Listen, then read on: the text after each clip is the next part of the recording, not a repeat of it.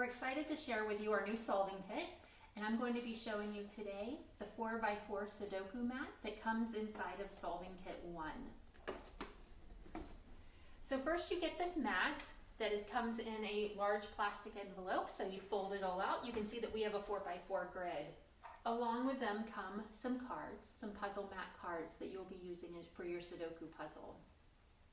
So I'll take one of these cards out, and I notice there are dots for our game pieces. So this tells me how I can set up my board. I'll lay that on the side, and my students love to do this.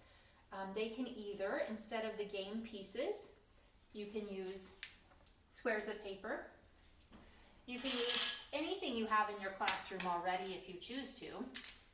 But what we find to be a lot of fun is just to have students draw, and these are some pretty generic drawings, but you can have students draw different shapes or pictures and use these for your game pieces to set up your board.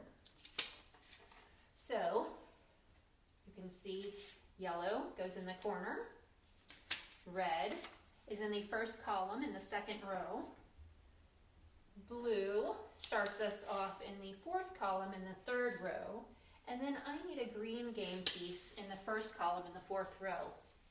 And from that point, it's really a lot of fun to give colors to different students and then have them work together to solve the puzzle. The goal is for the Sudoku, of course, to have a different color in every row, every column, and in every block. So I will ultimately need, you can see in the first row, I need a blue square because we already have a yellow square, a red square, and a green square here.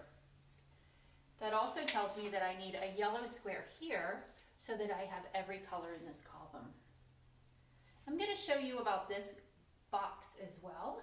We're going to put some game pieces in here. I know that we already have a yellow in this row and a yellow in this column. Therefore, the only place the yellow can go is here. And then finally, in this box, I have an opening for my green.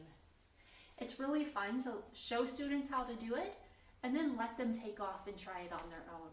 Sometimes they make mistakes, but it's really cool to see when they make the mistake and then they back off and clear the board and they start over again. And the super gratifying part is when they get it correct.